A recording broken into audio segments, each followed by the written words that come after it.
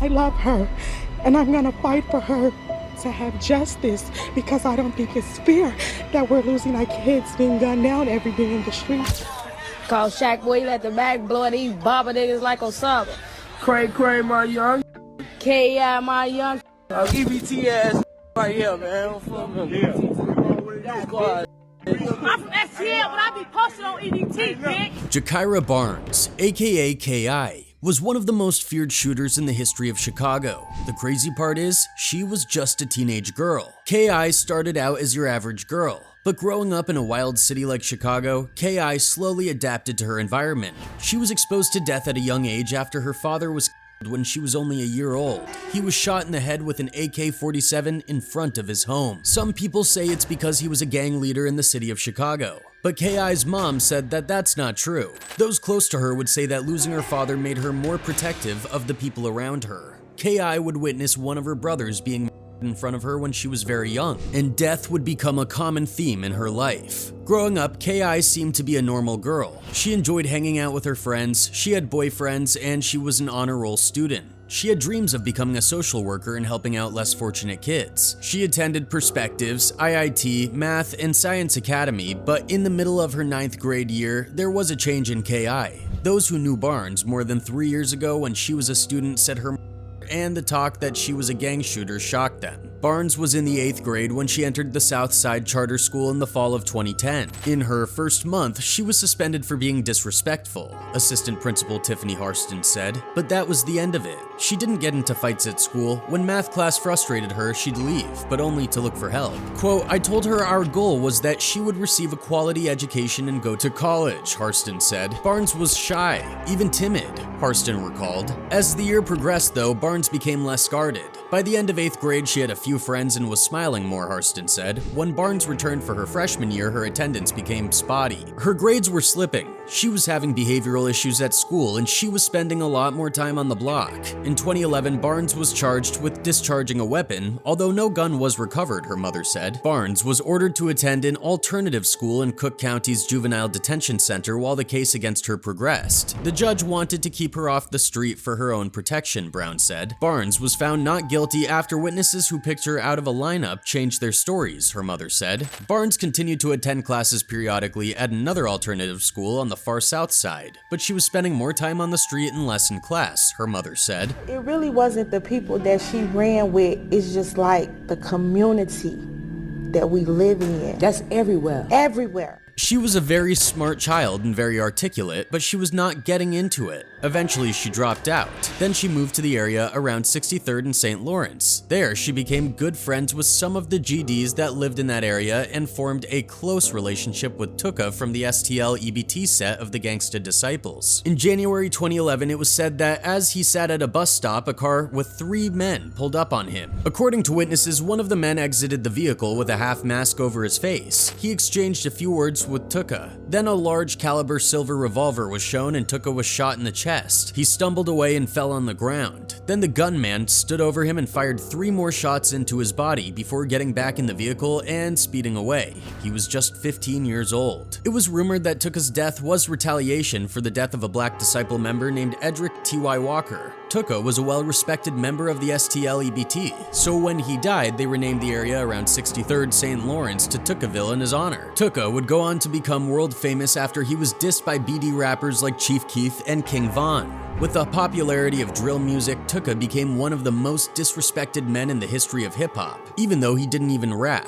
The disrespect only fueled the already violent beef between the BDs from O-Block, then called Wick City, and the GDs from St. Lawrence. Tooka's death had a major impact on K.I. She was only about 14 at the time, but she had already lost so many people close to her due to gun violence. So she started to go down the wrong path to seek revenge. She would be taken under the wing of older STL member C-Ball, who was also close to Tooka, and her cousin Boss Trail, aka the Chicago Max Payne. It's said that he would teach the youngest members of Tookaville about gunplay, how to handle their weapons, and how On August 10th, 2011, it was a celebration on STLEBT. It was Tooka Day. B.I.G Duck would be filming his music video for his song Freestyle, and the whole Tookaville family would be there. And after filming the video, their adrenaline was pumping, and they felt like Tooka's birthday would be the perfect day for some get back. At 11:30 p.m., O.D. Perry would be walking near Parkway Gardens when he was ambushed and shot multiple times, including a shot to the neck. After O.D. was the BDs in Wick City would rename their hood to O Block in his honor. It's been rumored that K.I. was the one who K-worded O.D., according to K.I., who fired the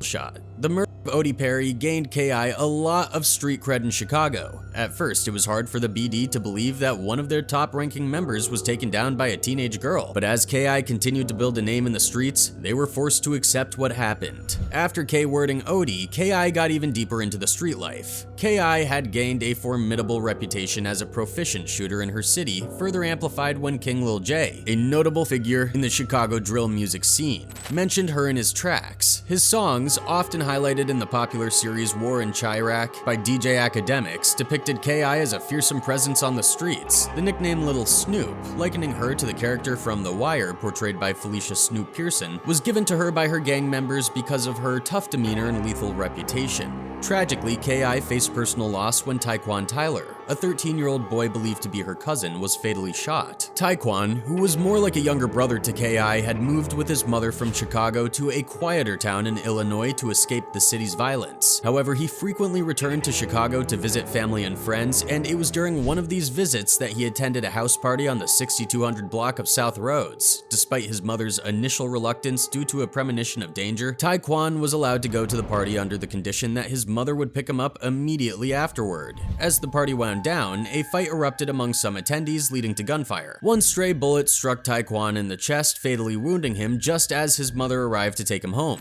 In a heart-wrenching scene, she held her son as he died in her arms, with K.I. witnessing the devastating loss. There was speculation that the shooting was a random act of violence unrelated to Taekwon himself, suggesting he was merely in the wrong place at the wrong time. However, another theory proposed that K.I. had been training Taekwon in the use of firearms and robbery tactics, possibly leading him to target older drug dealers. This theory posits that one such angered dealer retaliated, ultimately leading to Taekwon's death. The man arrested and convicted for the murder, Nashawn Flowers, was sentenced to 55 years in prison. Overwhelmed by grief yet fueled by anger, K.I. pledged to avenge Taekwon's death, adopting the moniker Taekwon Assassin on her social media platforms as a declaration of her intent to seek retribution. On September 25, 2012, an intense and pivotal altercation occurred between K.I. and her notable adversary, Davon Bennett, better known as King Von, setting the stage for a complex and tumultuous relationship. Their encounter began with immediate hostility upon seeing each other on a Chicago train, where King Von attacked K.I., striking her multiple times in the face. Shortly after, Vaughn took to Twitter to broadcast the incident, provoking a public exchange between the two. K.I., despite acknowledging the physical confrontation and admitting to a bruise, retorted with a defiant tweet suggesting her own capacity for violence, hinting at her readiness to retaliate with her firearm. Days later, K.I. tweeted at King Von, claiming she had physically confronted a member of O Block, Vaughn's associated group, further intensifying their public discourse. Vaughn responded in a surprising manner, expressing admiration for K.I.'s resilience and even jestingly professing feelings for her. His playful admission of affection did not deter K.I., who continued to disparage him publicly. Yet Vaughn persisted, declaring his desire to form a closer relationship with her and promising to treat her well despite their gang affiliations. Their communication took a more personal turn on October 5,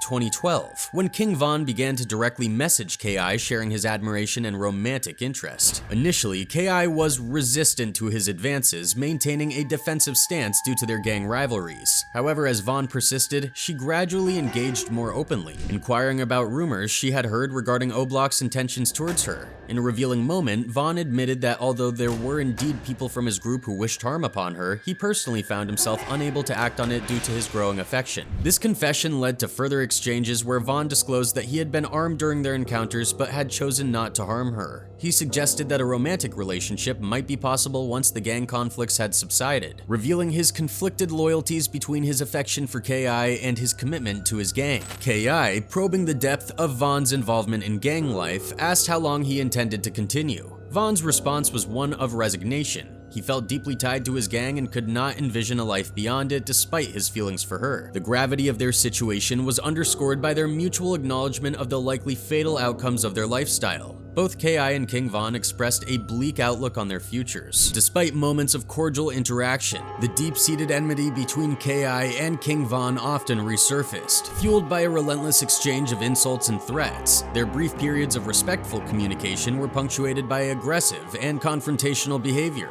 Shortly after their direct messages, K.I. posted a tweet that disparaged O.D. Perry, a member of King Von's group, which incited a sharp response from Von. He expressed regret for not having physically assaulted her during their encounter on the train, reflecting the volatile and impulsive nature of their interactions. K.I. escalated the tension further by ridiculing O-Block in her messages to Von, taunting them for their lack of activity compared to Tookaville, which she claimed was more active in their confrontations. Her provocations irked Von to the extent that he bluntly proposed a direct shootout, indicative of the perilous and reckless challenges that often characterize gang disputes. K.I., undeterred and equally confrontational, eagerly accepted the challenge, explicitly stating her willingness to engage not only Von but also his close associate T. Roy, also known as James Johnson.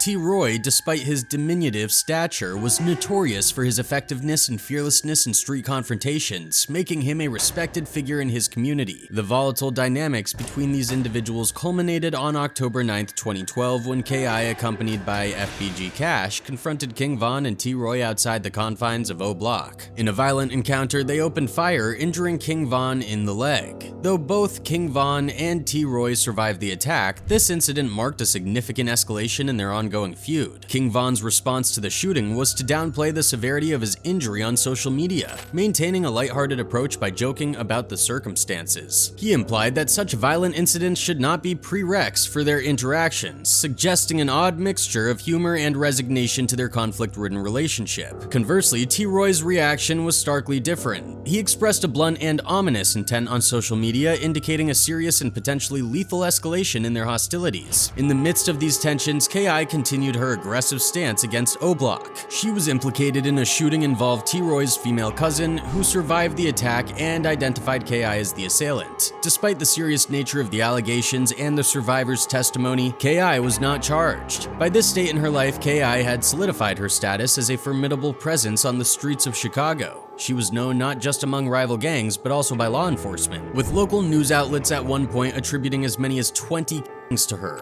although this figure was unverified and likely inflated. Despite such a notorious reputation, K.I. remarkably evaded arrest. The police were unable to gather sufficient evidence to link her definitively to any homicides. The atmosphere around K.I. darkened further in March 2014 with the death of 19-year-old Lil B, a member of SLT-EBT who was fatally shot by police after he allegedly brandished a weapon during a pursuit. Lil B's death occurred on the same street as Taekwon, a figure close to K.I., compounding her grief and deepening her resentment and anger towards her circumstances. Rashawn Shaw, he was gunned down by the police just a week before.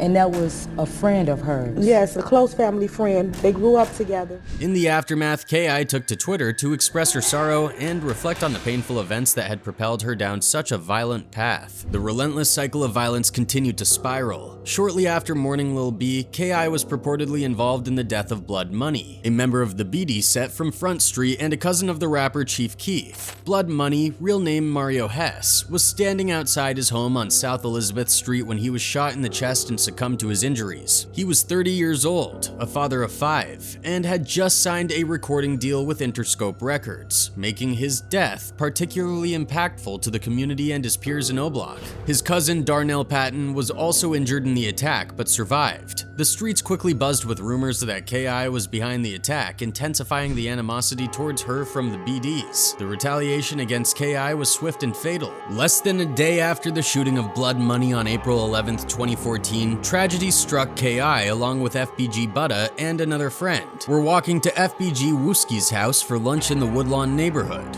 Earlier, K.I. had inadvertently exposed her location on Twitter, a mistake that would prove deadly. As they walked, an assailant dressed in a gray hoodie emerged, opened fire on the trio, and then quickly fled the scene in a waiting getaway car. K.I. was hit multiple times, including in the jaw, neck, and chest. Severely wounded, she was rushed to the hospital but was pronounced dead at 5:43 p.m. The mystery surrounding K.I.'s lingered for years. Unresolved, yet rumors persistently pointed towards the involvement of several members from O-Block, specifically T-Roy, Big A, and King Von. The day following K.I.'s death, a response came swiftly from her associates. Prominent members of FBG, including Lil J, FBG Butta, and Wooski, retaliated by attacking O-Block. In the ongoing cycle of violence, both Big A and T-Roy were eventually by members of the GDs, allegedly as revenge for K.I.'s death. For years, King Von managed to evade capture by both rival gang members and law enforcement, navigating through the dangerous landscape of gang conflicts and police investigations. However, his life came to a violent end in November 2020 during an altercation with Quando Rondo, a conflict unrelated to his supposed involvement in K.I.'s death. After Von's death, revelations from law enforcement surfaced, pointing to him as a prime suspect in the murder of Jakira Barnes, also known as K.I.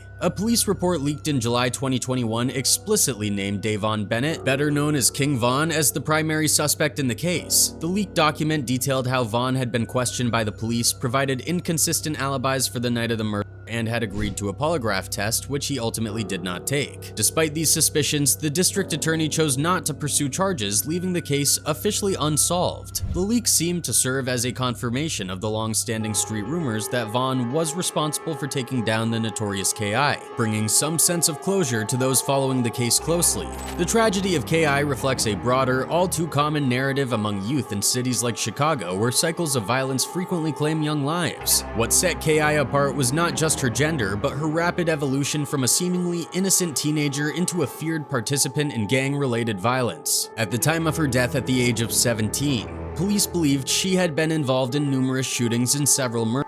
Her story is a stark illustration of how, in environments overwhelmed by violence, young individuals often adapt in ways that seal their fates, far from any chance of escape or redemption. Like many of her peers on Chicago's South Side, K.I. was thrust into a harsh reality where survival often necessitated embracing the very forces that perpetuated a cycle of violence and retribution.